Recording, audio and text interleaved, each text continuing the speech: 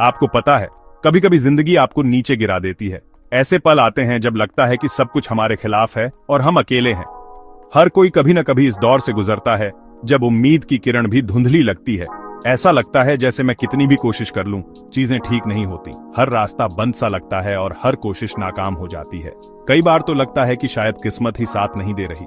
लेकिन एक कहावत है जो मुझे हमेशा याद रहती है, हार मत मानो, क्योंकि सबसे बड़ी सफलताएं अक्सर आखिरी कोशिश के ठीक बाद आती हैं। जब आप सोचते हैं कि अब और नहीं हो सकता, वहीं से असली कहानी शुरू होती है। सुनने में आसान लगता है ना? लेकिन असल में जब हालात मुश्किल हों, तब उम्मीद बनाए रखना सबसे कठिन होता है।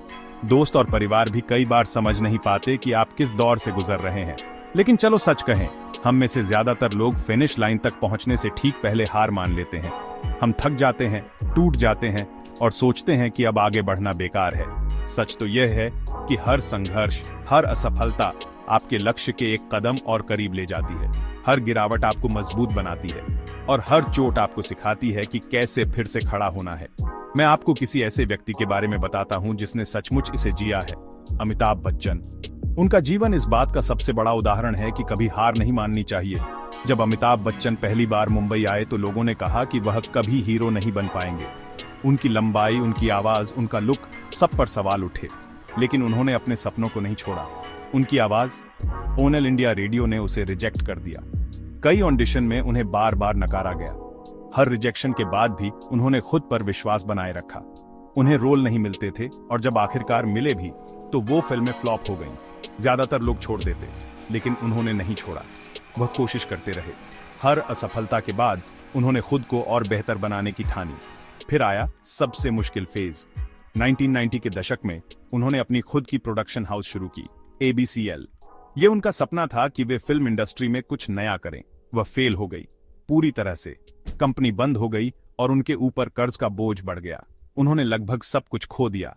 पैसे खत्म हो गए, घर गिरवी रखना पड़ा और रोजमर्रा की जरूरतें भी मुश्किल हो गईं। बैंक के लोन भी चुका नहीं पाए। हर तरफ से निराशा ही निराशा थी। कई लोग होते तो शायद हमेशा के लिए हार मान लेते। जरा सोचिए, वह आदमी जो कभी भारतीय सिनेमा का सुपरस्टार था, गुजारा करने के लिए संघर्ष कर रहा था। एक समय था जब उनके पास काम तक नहीं था। लेकिन क्या उन्होंने हार मानी? नहीं। उन्होंने खुद को फिर से खड़ा किया और नए रास्ते तलाशे। इसके बजाय उन्होंने एक बोल्ड नया कदम उठाया और कौन बनेगा करोड़पति के साथ टेलीविजन में एंट्री की। उस समय यह फैसला बहुत रिस्की था, क्योंकि बड़े फिल्म स्टार्स टीवी पर नहीं आते थे। किसी को ज्यादा उम्मीद नहीं थी। लोग सोचते थे कि यह शो भी शायद ज्यादा नहीं चलेगा। लेकिन वह शो एक सुपरहिट बन गया। अमिताभ बच्चन की आवाज, उनकी शख्सियत और उनका अंदाज सबको पसंद आया। अचानक अमिताभ बच्चन वापस आ गए।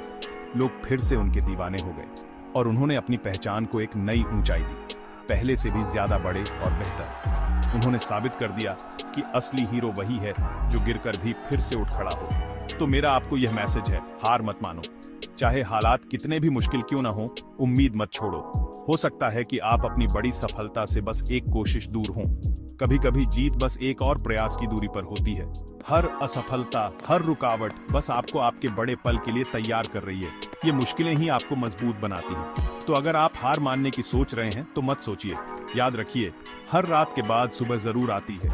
एक बार और कोशिश करो, खुद पर भरोसा रखो और अपने सपनों के लिए लड़ते रहो, क्योंकि कभी कभी वही आखिरी कोशिश सपनों को हकीकत में बदल देती है।